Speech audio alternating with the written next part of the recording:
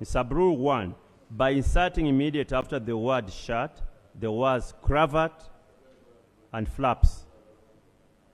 B, the other time I tried to explain to colleagues what cravats and flaps are. The presiding officer now is putting on a cravat.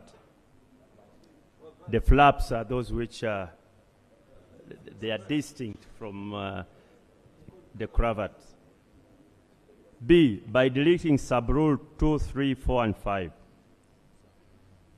2, in sub-rule 1A, by substituting for sub-paragraph 2 the following: decent dress with sleeves or dress with jacket. B, by substituting for paragraph 3 the following: decent blouse with sleeves and decent skirt or decent trouser, or decent blouse with jacket and decent skirt or decent trouser. C, by deleting subparagraph 4. 3, by inserting immediately after sub-rule to the following: a member attending house or committee meeting who does not adhere to the dress code prescribed in sub-rule 1A shall be cited for being out of order, and the presiding officer shall order the member to withdraw immediately from the house or committee and return when dressed in accordance with the rules. 4, for purposes of this rule, decent means dressing in a manner that is socially acceptable and generally considered to be smart, good, reasonable, and portrays a good image of Parliament. Justification: to maintain decorum and dignity of Parliament. But I'll do some explanation on the justification. Honorable colleagues, members of Parliament should be an inspiration to the public. The way we speak and the way we dress and the way we conduct ourselves. We cannot have a house and it's like a market. People come dressed in all manner of curtain materials. And we have a problem, right, Honorable Speaker. We know the work, the very good work done, for example, by our staff, the doorkeepers. They are very, very good members of staff. But sometimes a member walks in like a doorkeeper. You don't know whether is this a doorkeeper or this is a member of Parliament. 3, colleagues, sometimes our staff are smarter than the MPs. So it is in pursuit of decorum, of respect, that we think we should not only be MPs but appear to be members of Parliament. And that's why we are proposing this. Right, Honorable Speaker, you've got this thing called, is it Mandela shirts? Everybody walks in here and so without mentioning individual names, I think it is time to look in our rules such that we give that impression, that image of what a member of Parliament should be. And this is not too much to ask, honorable colleagues. For those of you who are professionals, everybody knows that, for example, the lawyers, they know how they dress in courts of law. Doctors, how they, even nurses, they dress in a particular way to, 1, distinguish them from their patients. Lastly, about the UPDF. 1, the membership of the UPDF in this House is constitutional. Nobody should think that this rule in any way touches the status of members of the UPDF in this House. That's number 1. Number 2, I've heard people say that we are banning UPDF uniform from the House. Far from the truth.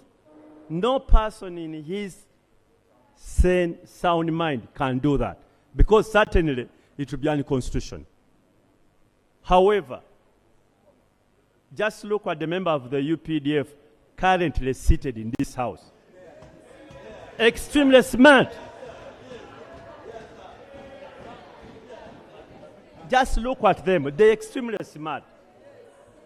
And there is also another pair of uniform which they use. They have something like a khaki. The upper one is like a plain khaki, but it's also plain. And then they put in something green. It is sort of ceremony, I think. I don't know how they call it. But it is some khaki shirt up. Smart.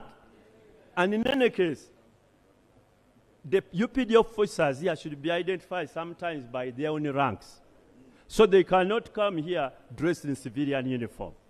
We would like them to come here, if they so wish, in their uniform.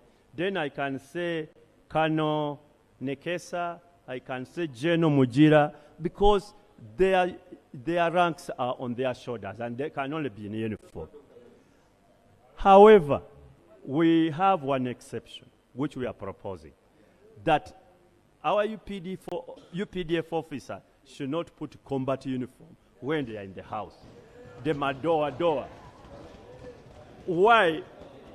Because ordinarily, right on. Continue. If you can save Please continue. this house from Onongongpek. Because generally, these are supposed to be, for example, like a combat materials or uniforms, or even if they are dressed in their own camouflage, or even in their own barracks and so on, that is okay. But when you are here, like we are prescribing a dress code for members of parliament, even us, we are not allowed to come here dressed as the way we wish. But we are saying in the rules we should dress this way. So we do request that the UPDF officers dress formally, smartly, like we see them now. We have no objection. Madam Chair, I beg to move.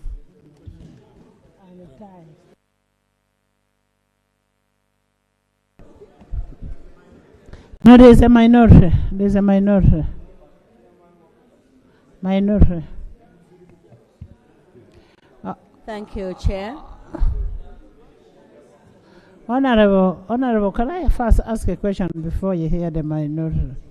Assuming somebody, say on Fridays, puts on a council and a court, is that acceptable or not?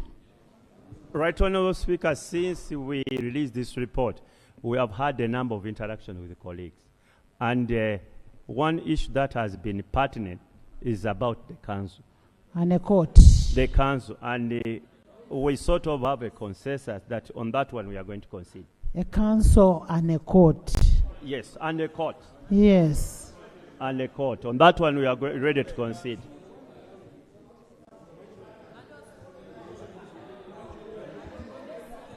Chair. Yes. Chair, I am Right Honourable Chair.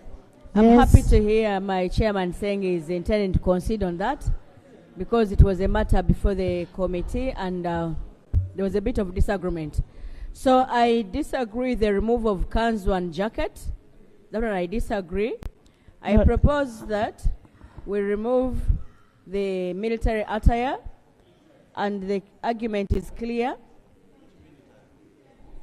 Military attire. That is 6. That is 8216 military attire for members of the armed forces. How each members would listen? You ask which one. I'm Honorable going to members, you explain. listen. First listen. So, Right Honourable Speaker, to me and to many of us do not understand the variance of those military attires. The military attire is a military attire.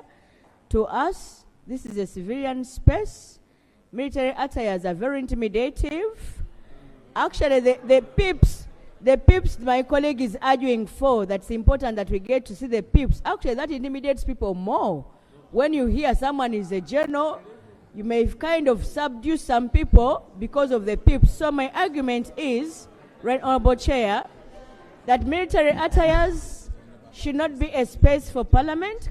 They should come here as colleagues, dressed in their civilian wear, Important to know, Right Honorable Speaker. Yes, members, first listen to her point of dissent.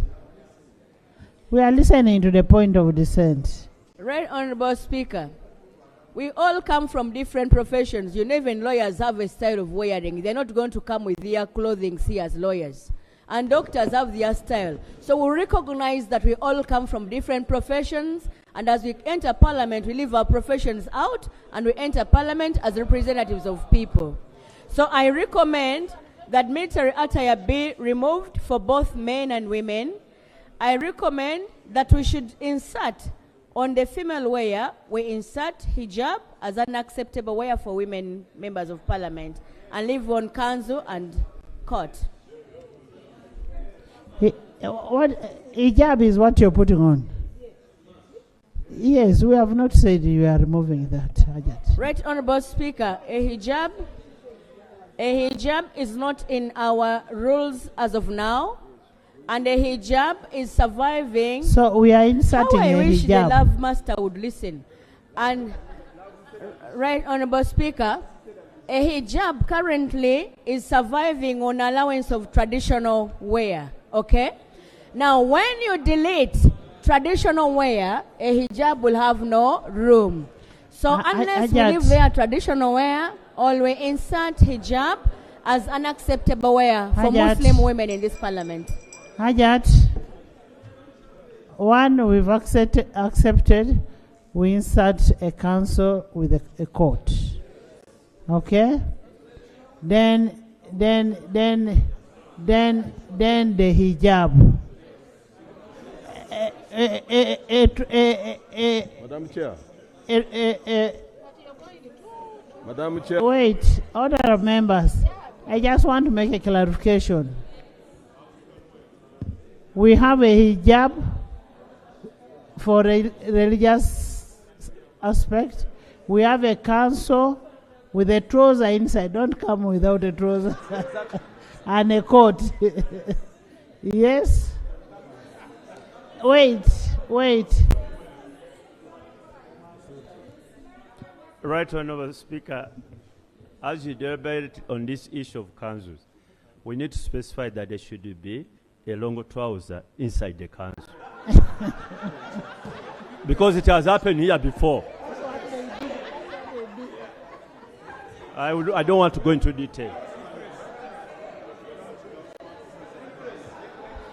Honorable members, I want to first of all commend. I want to commend the UPDF that we have in this house. I think we have the most disciplined UPDF in this house. The most disciplined. At times I even forget that they belong to UPDF. The UPDF that you have here. And secondly, that uniform they are putting on is official uniform. It is not a gazetted. It is not the other Madoa. That is the one we are saying we don't want. But this one, this is like the one we put on in Chankwans. Let me hear from General. Right Honorable Speaker, I want to, with due respect, debunk what the Honorable Kawanda submitted, that this is for civilians and we have to put on civilian attire. We are a constituency known to the Constitution, for your information. So we have to be identified as they are elected here as UPDF. And the only identifier is uniform. Now the detail of what uniform is suitable for this environment is what we are talking about. I agree the camouflage uniform is for combat. We have number one, the red tunic for the army, and then the blue for the Air Force and the other services. This one is number two for its work dress.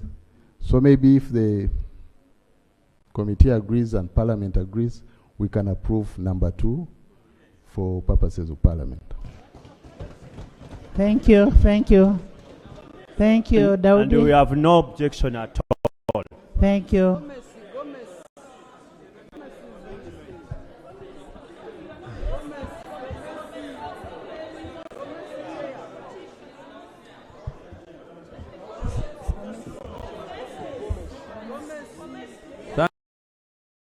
Thank you. Thank you. Honorable members, I am part of the Gomez team. Right, Madam Chair, we concede on the Gomez. Yes. Honorable Thank Daudi. you. Thank you, Right Honorable Speaker. Chair, Right Honorable Speaker, I would request that Honorable members, can we have some order? this chair suggests that a member attending House or committee meeting who does not adhere to the dress code prescribed in Sub-Rule 1 shall be cited for being out of order. Right Honorable Speaker, I would also request that we insert in a member attending House physically and virtually, because we have seen members here on Zoom. Honorable members, let me first say, honorable members, one time somebody was voting on Zoom and the person, I don't say.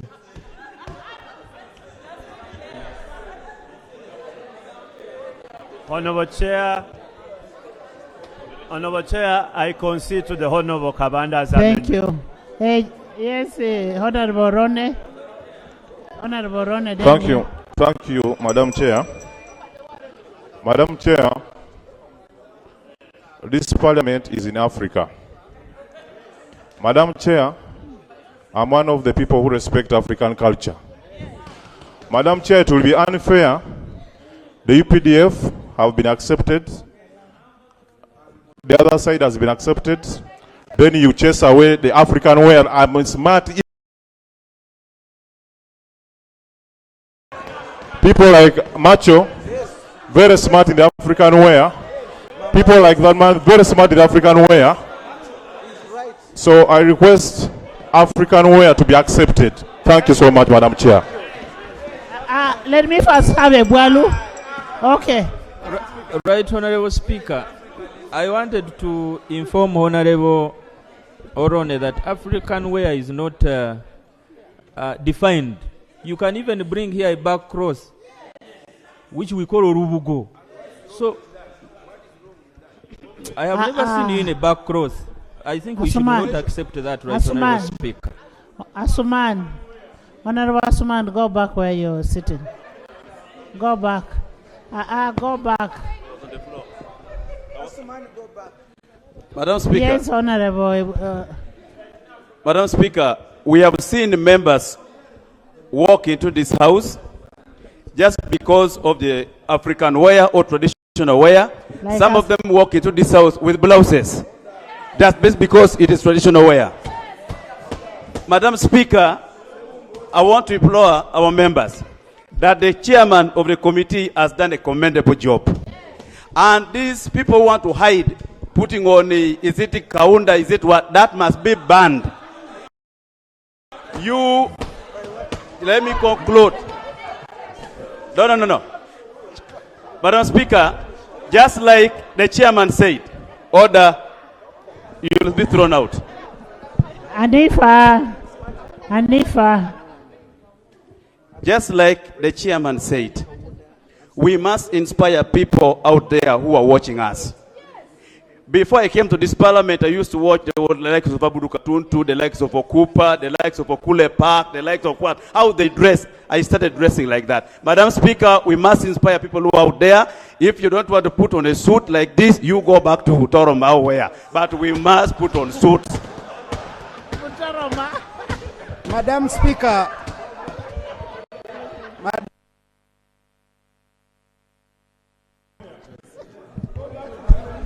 Yes. Can you withdraw the word Toroma? Ebualu. Madam Speaker. Ebualu, withdraw the word Toroma. That's a Madam personal Speaker, attack. Madam Speaker, I withdraw. If I don't want to put on a suit, let me go back to Soroti. I withdraw. Okay. Thank you very much. I withdraw, Toroma. Madam Speaker, first of all, colleagues, I want to thank my brother, Honorable Ronnie, for raising an issue on African wear. We can all go back to our wardrobes, and I want to confirm, I Speaking has quite a number of African wares. And I want to say the following as I debate on this subject matter. First, I support the proposal by the committee. Friends, we must be sincere to ourselves. This is a National Assembly of the Republic of Uganda. It is even wrong for us to begin comparing African wear to the UPDF uniform. Please, the UPDF is our national army, and they also have a designated uniform for these specific functions, like the way General has just stated it here. So for us to come here and begin imputing and trying to compare an African wear with a backcloth, friends, Madam Speaker, with due respect, I always admire the LOP. The LOP has never come here in an African wear, but I like him whenever he's out there, he's on African wear.